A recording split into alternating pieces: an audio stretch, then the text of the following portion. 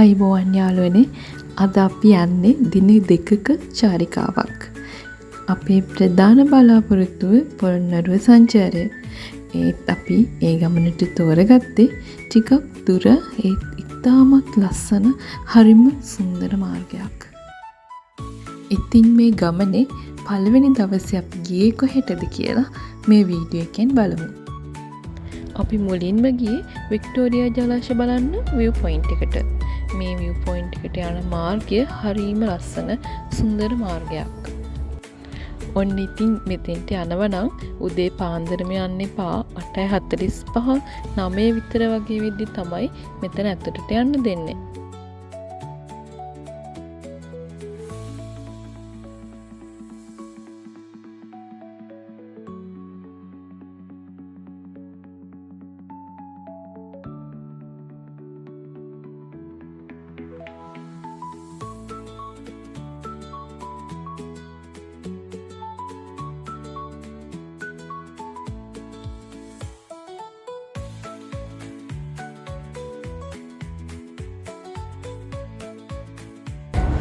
Victoria ජලාශයට සමුදීලා ඊළඟට අපි ගියා. අපි මේ ගමනේ වැඩියෙන් මාස කළ 18 වංගෝ මාර්ගයේ සුන්දරත්වය විඳිමින් ඓතිහාසික මහියංගනී රජමහා විහාරයට. පොළොන්නරු ගමන මේ මාර්ගයේ යන්න තෝරගත්ත ප්‍රධානම හේතුව තමයි මේ පරිසරයේ තියෙන සුන්දරත්වය. 18 වංගෝ මාර්ගයේ උදෑසන කාලයේ තියෙන සුන්දරත්වය විඳ ගන්න තිබුණු ආසාව. මේ ආශාවත් ඉෂ්ට කර ගනිමින් අපි ආවා උදේ කෑම ගන්න.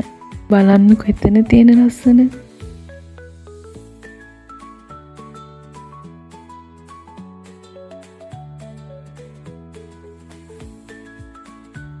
උදේ කෑම අරගෙන අපි ඊළඟට ගියේ ඓතිහාසික මහියංගනී රජමහා විහාරස්ථානය වැඳ පුදා ගන්න. ලෞතර බුදුරජාණන් වහන්සේ ලංකාවට පළමුව වැඩම කළේ මහියංගනයටයි. ඒ නිසා බෞද්ධයින්ට මහියංගනී රජමහා විහාරස්ථානය ඉතාමත් විශේෂ ස්ථානයක්. විහාරස්ථානයේ අසල ඇති වැවෙහි නිර්මාණය කර ඇති බුද්ධ ප්‍රතිමා වහන්සේ දැක බලා ගැනීමටත් අපි ගියා. එතනත් හරිම ලස්සන තැනක්.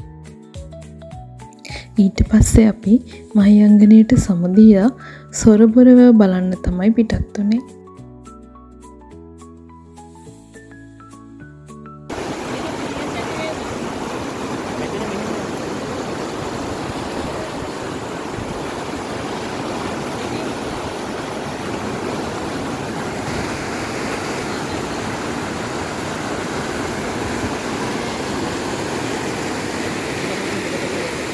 බුලතා සෙනවියා විසින් ඉදිකරන ලද සොරබොර වැව ඉතා විශිෂ්ට නිර්මාණයක් ලෙස ඉතිහාසය ලියවෙනවා.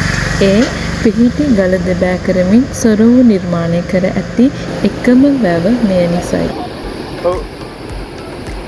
සොරබොර වැව බලලා අපි ඊළඟට ගියේ ඓතිහාසික දිඹුලාගල රජමහා විහාරය වැලීමට. මේ යන මාර්ගයේ දෙපස සියඹල අගස් වලින් පිරීලා තියෙන්නේ හරිම ලස්සන මාර්ගයක්. ගොඩාක් වැව කුඹුරු ගොඩක් දකින්න තියෙනවා.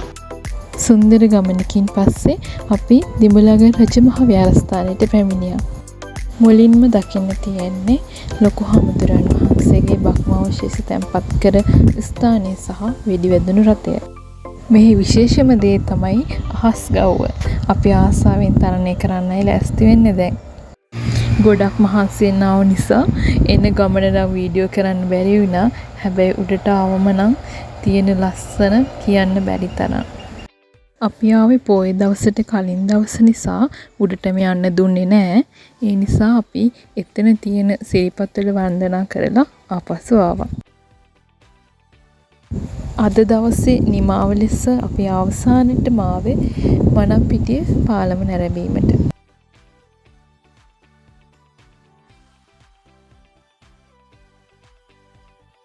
කලින් පාලමේ කෝච්චි සහ වාහන දෙකම ගමන් කළා.